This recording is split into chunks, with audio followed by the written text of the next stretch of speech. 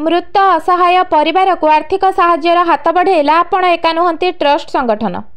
सूचनायोग्य जे Khaira block अंतर्गत Kurunda panchayat रायकुला grammar Dayanidhi सियल गत 8/9/2025 दिन देहांत होइथिला। आज को 3 ରୁ 4 वर्ष धरी लिभर जनित रोग से आक्रांत थिले। परिवार आर्थिक अवस्था सेते स्वच्छल नथिबारु तांकर चिकित्सा होई पार नथिले।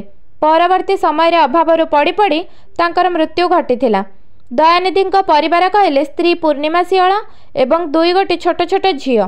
गोटे झील 5म पढ़ुवा बेले अन्य जड़े झील 7म पढ़ुंट। दयानिधि रोग शज्य पड़ा पर स्त्री पूर्णिमा सियल परर मूल लगी 3 कुटुंब प्रतिपोषण करने सह 2 पिलांक पाठ पढ़ा खर्च और स्वामी औषध खर्च बुझंती। एबे दयानिधि मृत्यु पर किपरि स्वामी दशाह क्रिया करिबे बोली भाबी से सिमुलिया और खैरा अंचल अग्रणी स्वेच्छासेवी अनुष्ठान हस्तक्षेप लोड़ीथिले।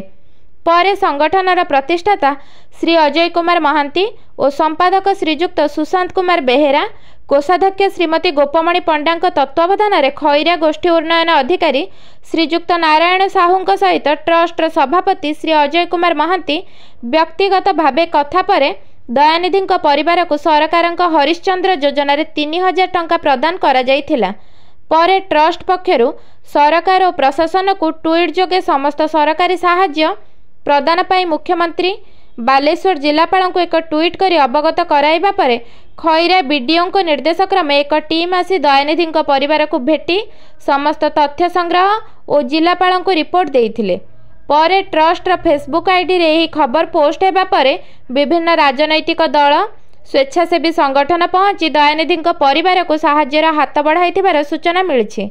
आज आपण एका नुहंती ट्रस्ट पक्षरु सदस्य रमाकांत नायक, राजीव लोचन साहू, गौतम सियल, बलराम साहू, रंजिता बेहेरा, मानस साहू, प्रदीप बेहेरा, चंदन कुमार नायक, चिन्मय माझी, अनूप, चंद्रकांत बेहेरा, प्रसन्नजीत बेहेरा आदि उपस्थित रही आर्थिक साहाय्य करने सह 1 मासर राशन सामग्री प्रदान करथिले। संगठन पक्षरु एपरी कार्य को बुद्धिजीवी महल रे भूरी भूरी प्रशंसा हेउछि। परिवार को जदि कहीं सहृदय व्यक्ति साहाय्य करने चाहूथिबे ताहले तले दिया जाइथिबा तांको स्त्री एकाउंट नंबर रे पैसा पठाई पारिबे। स्वामी तो लिभर जंडिस होता आम गरीब लोक खटिना खाइमु आम नहीं पाइने 2टा कोटी कोटी छुआ आम बिल बाड़ी चलिए कहीं साहाଯ୍य होने कहीं नहीं जीव सक्षम पाइला।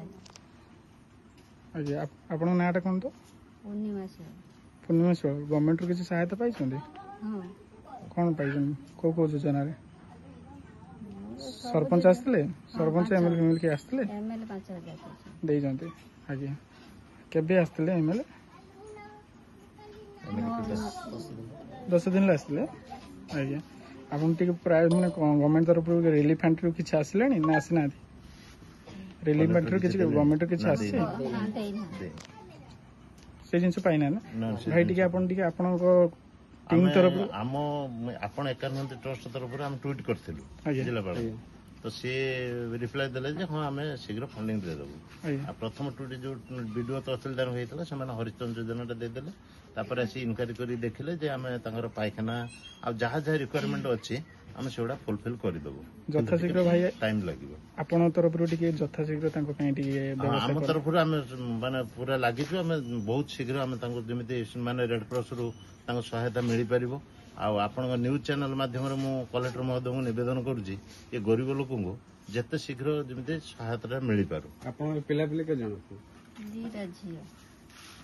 दीटा झियो पढ़ापढ़ी करछन ना केते वर्षर छुआ 12 वर्ष जण 8 वर्ष 12 वर्ष जण 8 वर्ष पढुछन्ती को स्कूल पढुछ को स्कूल पढुछ जुरगो Raipur high school Raipur school रे तो को क्लास पढ़लो 7म श्रेणी आगे तमर छुआ को क्लास से पाठ पढ़ी पानी अभाव दृष्टि पढ़ी पानी तो सरकार तरफ स्कूल बही खाता सब ठीक ठाक सब नहीं तो मना सुशांत कुमार बेहेरा आपण एकानंदी ट्रस्ट रो संपादक आम आसलु सिमुलिया एठी जो दयानिधि सियोल जो एक्सपायर करीगले ता पूर्व से आम सांगर पुत्र अच्छा आम ट्रस्ट सभ्य अच्छा सी आम कंटाक्ट करते କଲାପରେ ଆମେ ତାଙ୍କ ନାଁ ଗୌତମ ଶିଅଳ। ତ ସେ କଣ୍ଟାକ୍ଟ କଲା ପରେ ଆମେ ତାଙ୍କ ଫ୍ୟାମିଲି ସାଙ୍ଗରେ କଣ୍ଟାକ୍ଟ କଲୁ। ଯେହେତୁ ତାଙ୍କର ଆର୍ଥିକ ଅବସ୍ଥା ବହୁତ ମାନେ ଦୁର୍ବଳ, ତେଣୁ ଆମେ ଏମ୍ସ ନେବା କଥା। ଆମର ରାଜୁ ଅଛି, ରାଜକିଶୋର ସାହୁ, ସେ ଏମ୍ସରେ ଜବ୍ କରିଛନ୍ତି, ତାଙ୍କ ସାଙ୍ଗରେ ବି କଣ୍ଟାକ୍ଟ କରିଥିଲୁ। ସେ କହିଲେ ହଁ ଠିକ୍ ଅଛି ଆମେ ଇଏ କରିବା। କିନ୍ତୁ ତା ଭିତରେ ତାଙ୍କ ଦେହଟା ଟିକେ ଖରାପ ହେଲା, ଯୋଉଟାକି ପୁଣି ମାର୍କୋଣା ମେଡିକାଲ ଦେଖିଲେ। ଦେଖିବା ଭିତରେ ଆମେ ପ୍ରିପେୟାର ହବା ଭିତରେ କିନ୍ତୁ ସେ ଏକ୍ସପାର୍ଟ କରିଗଲା ପରେ ତାପରେ ସେ ଆମର ଗୋଟେ ମିଟିଂ ହେଲା। ମିଟିଂ ହେଲା ପରେ ଆମର ଯୋଉ ଟ୍ରଷ୍ଟର ଚେୟାରମ୍ୟାନ୍ ଅଛନ୍ତି, ଆପଣ ଏକା ନୁହନ୍ତି, ଟ୍ରଷ୍ଟର ଚେୟାରମ୍ୟାନ୍ ଯିଏ ଅଛନ୍ତି ଅଜୟ ମହାନ୍ତି, ତାଙ୍କ ସାଙ୍ଗରେ ଡିସ୍କସ୍ ହେଲା ପରେ ଆମର ଗୋଟେ ମିଟିଂ ହେଲା। ମିଟିଂ ହେଲା ପରେ ଯେ ଦୟାନିଧି ଶିଅଳଙ୍କୁ କୋଉ ଟାଇପ୍ର କ'ଣ କେମିତି କ'ଣ କରିହେବ, ତ ଆମର ଯୋଉ ଅଜୟ ମହାନ୍ତି ଅଛନ୍ତି ସେ କ'ଣ କଲେ ନା ଟ୍ୱିଟ୍ କଲେ ଆମର ବିଡିଓ ତହସିଲଦାର ଖଇରା କଲା ପରେ ହରିଶ୍ଚନ୍ଦ୍ର ଯୋଜନା ପ୍ରଥମେ ଆସିଲା। ତାପରେ ଆମେ କ'ଣ କଲୁ ନା ସେଟା ନ୍ୟୁଜ୍ ରିପୋର୍ଟରଙ୍କୁ ପଠେଇକି ଗୋଟେ ନ୍ୟୁଜ୍ କଲୁ। ନ୍ୟୁଜ୍ କଲା ପରେ ସେ ନ୍ୟୁଜ୍ଟା ଇଏ ସୋସିଆଲ ମିଡିଆରେ ବାଜିଲା ପରେ କିଛି ବାଦାନ୍ୟ ବ୍ୟକ୍ତି ଯୋଉମାନେ ଥିଲେ ସେମାନେ ସହୃଦୟ ବ୍ୟକ୍ତି ଯୋଉମାନେ ସବୁ ଥିଲେ ସେମାନେ କିଛି ଯାହା ସାହାଯ୍ୟ କଲେ। ଆଜିକା ଡେଟ୍ରେ ସେ ଗରିବ ଲୋକଙ୍କୁ ଯାହା କିଛି ମାନେ ଯୋଉ ସଂଗଠନ ମାନେ ଦେଇଛନ୍ତି ସେମାନଙ୍କୁ ଆପଣ ଏକା ନୁହନ୍ତି ଟ୍ରଷ୍ଟ ତରଫରୁ ସେମାନଙ୍କୁ ବହୁତ ବହୁତ ଧନ୍ୟବାଦ। ଆଉ ବହୁତ ବହୁତ ଧନ୍ୟବାଦ ଦେବି ଆମର ରହିଲେ ଗ୍ରାମବାସୀ ବୃନ୍ଦ ସମାଜ ସାହାଯ୍ୟ ବି କରିଛନ୍ତି। ଆଉ ଅଲଗା ଟ୍ରଷ୍ଟରୁ ଯୋଉମାନେ ସବୁ ଆସିଲେ ସେମାନେ ବି ଯୋଉମାନେ ସେ ହେଲ୍ପ କରିଛନ୍ତି ସେମାନଙ୍କୁ ବି ଆମ ତରଫରୁ ହାର୍ଦ୍ଦିକ ଶୁଭେଚ୍ଛା। ମୁଁ ଗୌତମ ଶିଆଳ, ମୁଁ ଆପଣ ଏକା ନୁହନ୍ତି ଟିମ୍ର ଜଣେ ସଦସ୍ୟ।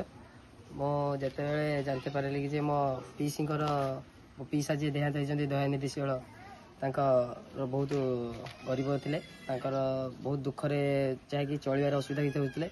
ମୁଁ ଜାଣିବା ପରେ ମୋର ଆପଣ ଏକା ନୁହନ୍ତି ଟ୍ରଷ୍ଟର ସଦସ୍ୟ ସେକ୍ରେଟାରୀ ଯିଏକି ସୁଶାନ୍ତ କୁମାର ବେହେରା, ତାଙ୍କୁ ମୁଁ ଜଣେଇଥିଲି।